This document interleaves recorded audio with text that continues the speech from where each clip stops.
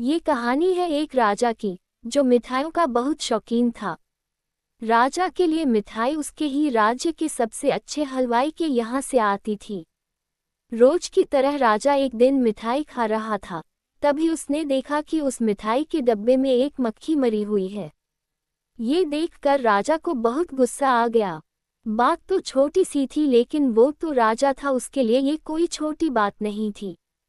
हलवाई की इस गलती के लिए राजा ने उसे सजा सुनाई और हमेशा के लिए अपने राज्य से बाहर कर दिया। इस बात को काफी समय बीत गया। एक दिन राजा अपने कुछ सैनिकों के साथ शिकार के लिए गया।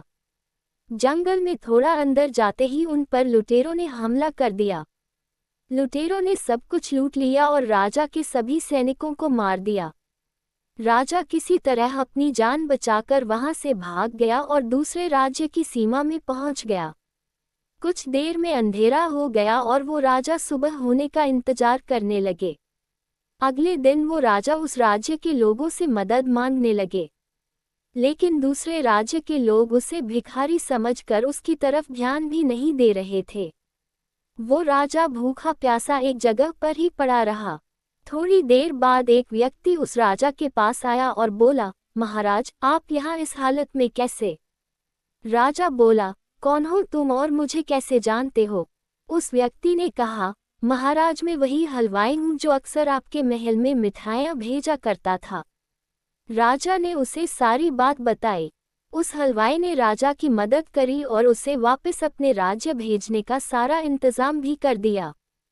वापसी के वक्त राजा ने उस हलवाई को वापस अपने राज्य में चलने को कहा, लेकिन हलवाई बोला, महाराज, इस राज्य में मेरा बहुत नाम है। मेरी बनाई मिठाइयाँ इस पूरे राज्य में फेमस हैं। यहाँ आकर मैं काफ़ी अमीर भी हो गया हूँ। अगर आप उस दिन मेरी गलती की वजह से मुझे राज्य से नहीं निकालते तो शायद मुझे ये सब कभी नहीं मिल पाता और ना ही मैं कभी आपकी मदद कर पाता। आप ऐसे ही भूखे प्यासे मर जाते। शायद जो भी हुआ वो सब अच्छे के लिए ही हुआ। राजा ने उस व्यक्ति का धन्यवाद किया और अपने राज्य की तरफ चला गया। दोस्तों, मैं उम्मीद करती हूँ कि आपको ये कहानी पसंद आई होगी।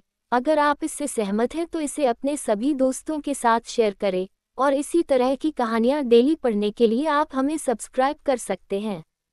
Kanpur story dairy. Thanks for watching.